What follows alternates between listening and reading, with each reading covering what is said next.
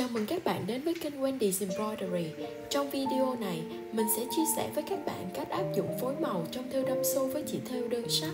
Trước hết, chúng ta sẽ cùng thực tập mũi thêu đâm xô với các gam màu khác nhau của cùng một tông màu chỉ.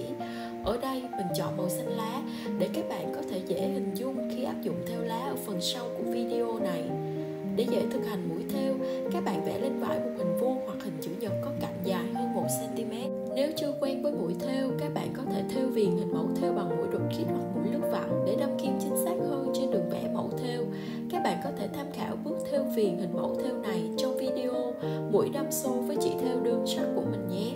Các bạn thực hiện hàng thêu đâm xô đầu tiên với mã màu xanh 3362 của DMC. Các bạn lưu ý thực hiện các mũi thêu dài ngắn xen kẽ nhau từ trái sang phải. Các mũi thêu gần kề nhau nhưng không đè chồng lên nhau. Để tạo hiệu ứng phối màu với mũi thêu đâm xô hiệu quả nhất, cách tốt nhất là nên chia diện tích cần thêu lấp đầy thành từng vùng ứng với từng gam màu cụ thể.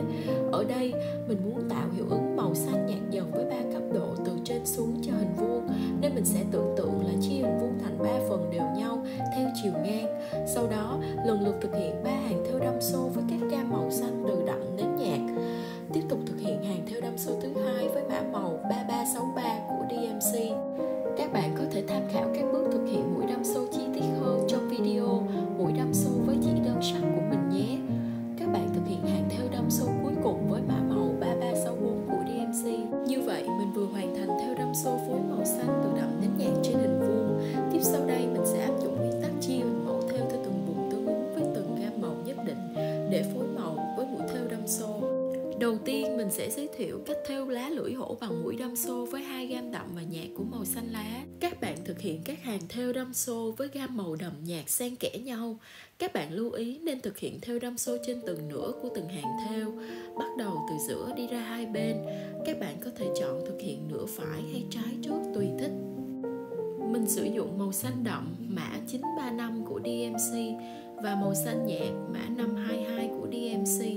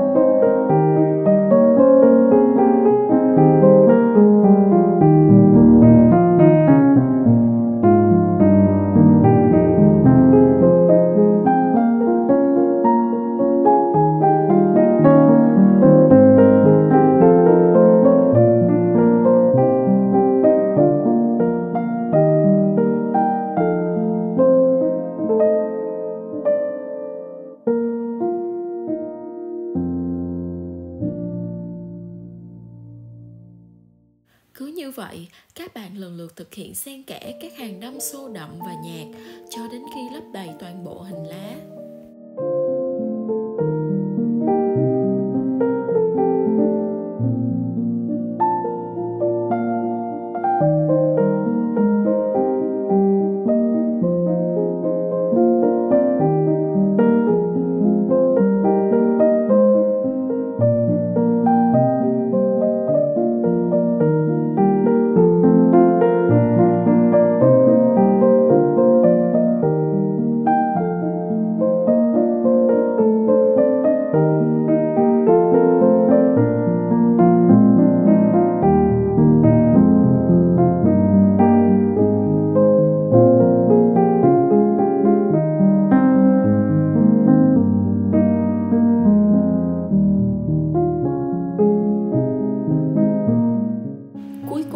Các bạn thêu viền lá lưỡi hổ bằng 2 đường thêu lướt vặn chỉ chiết với mã màu 472 để tăng thêm phần sống động cho chiếc lá.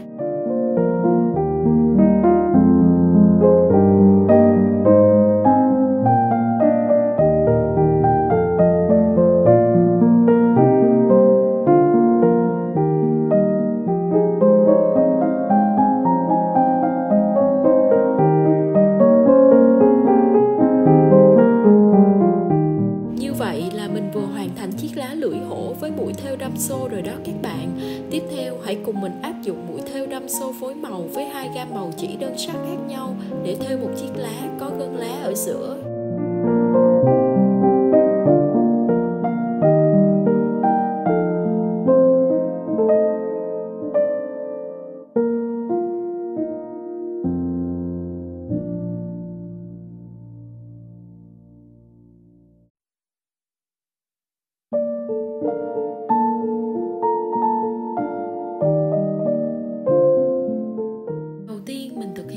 Xô theo hướng xiên, theo chiều của hình lá, bọc bên ngoài những phần nhô ra của hình lá bằng mã màu 935 của DMC.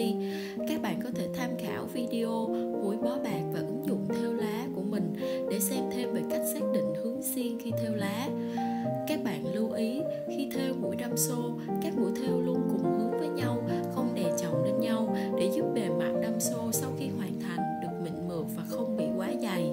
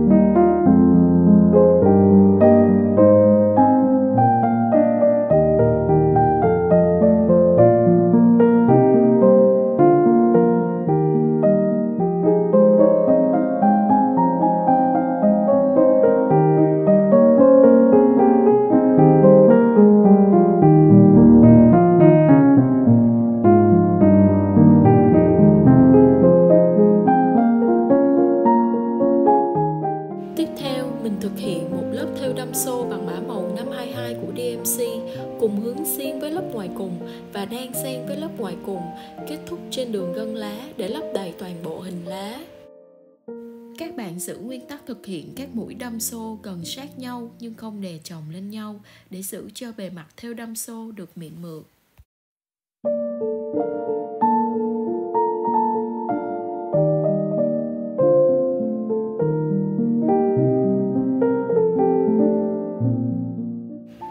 Các bạn lưu ý khi đâm kim lên trên lớp đâm xô bên ngoài, các bạn cố gắng thực hiện các mũi thêu so le nhau để tạo hiệu ứng loang màu tự nhiên cho chiếc lá.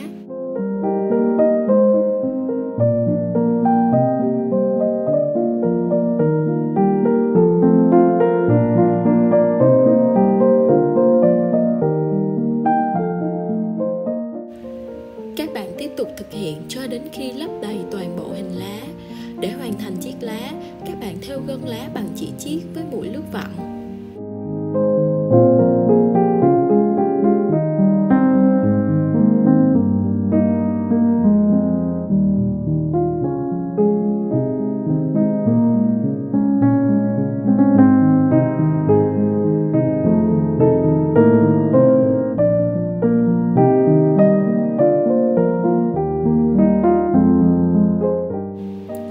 Mình vừa hoàn thành chiếc lá có gân lá ở giữa với mũi đâm xô phối 2 gam màu xanh đậm và nhạt.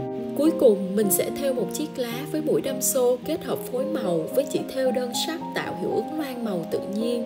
Nếu chưa quen cách xác định hướng của mũi thêu, các bạn có thể vẽ hướng của mũi thêu lên hình vẽ mẫu thêu. Đầu tiên, mình dùng kim có chỉ mã màu 3364 của DMC, đâm kim lên ở đỉnh lá, đâm kim xuống trên đường vẽ gân lá tạo một mũi thêu thẳng. Thực hiện mũi thêu kế tiếp bằng cách đâm kim lên ở vị trí gần đỉnh trên đường vẽ của nửa lá bên phải, đâm kim xuống tại vị trí hợp lý để tạo mũi thêu thứ hai ngắn hơn và cùng hướng với mũi thêu đầu tiên. Cứ như vậy, lặp lại các bước trên cho đến khi hoàn thành hàng thêu đâm xô đầu tiên bên nửa phải của chiếc lá. Tiếp tục thực hiện tương tự cho bên nửa trái.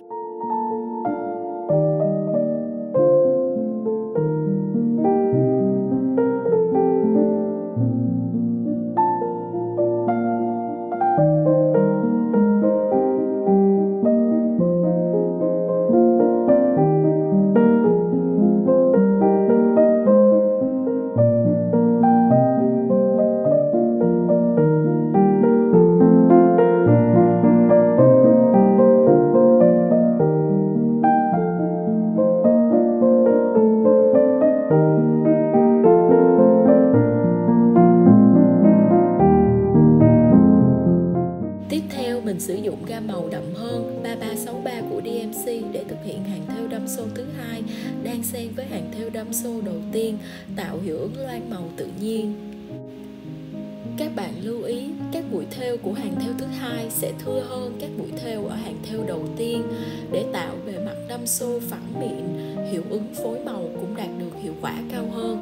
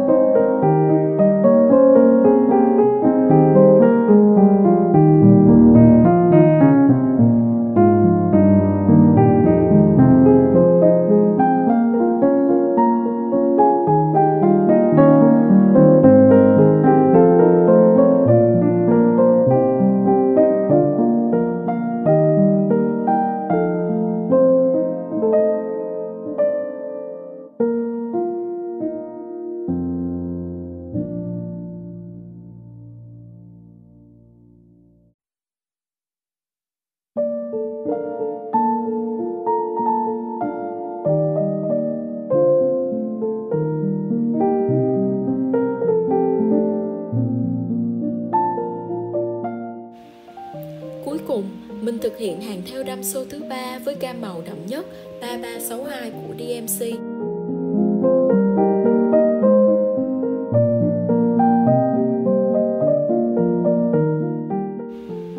Lưu ý, thực hiện các mũi thêu có hướng xiên từ đường vẽ lá vào trong đường gân lá.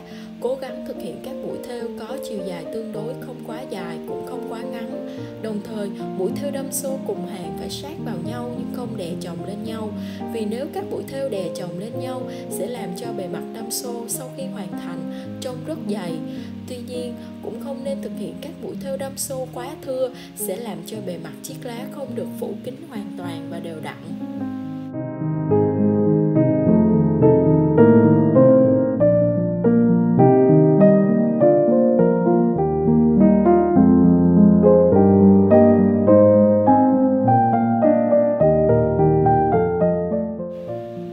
Các bạn thêu gân lá bằng chỉ chiết với mũi lướt vặn để hoàn thành chiếc lá. Như vậy, mình vừa thực hiện thêu đâm xô phối màu bằng chỉ đơn sắc trên một số hình dạng lá khác nhau. Chỉ cần nắm vững kỹ thuật thêu đâm xô cơ bản, các bạn hoàn toàn có thể dễ dàng phối màu với các gam màu chỉ đơn sắc khác nhau, góp phần tạo được hiệu ứng 3D sống động cho mẫu thêu. Bí quyết là chia hình mẫu thêu cần thực hiện phối màu thành những vùng cần được lấp đầy bằng các gam màu cụ thể. Nào hãy cùng thực hành mũi đâm xô phối màu với chỉ thêu đơn sắc với mình nhé. Mến chúc các bạn thành công. Cảm ơn các bạn đã theo dõi video của mình. Hẹn gặp các bạn trong video lần tới.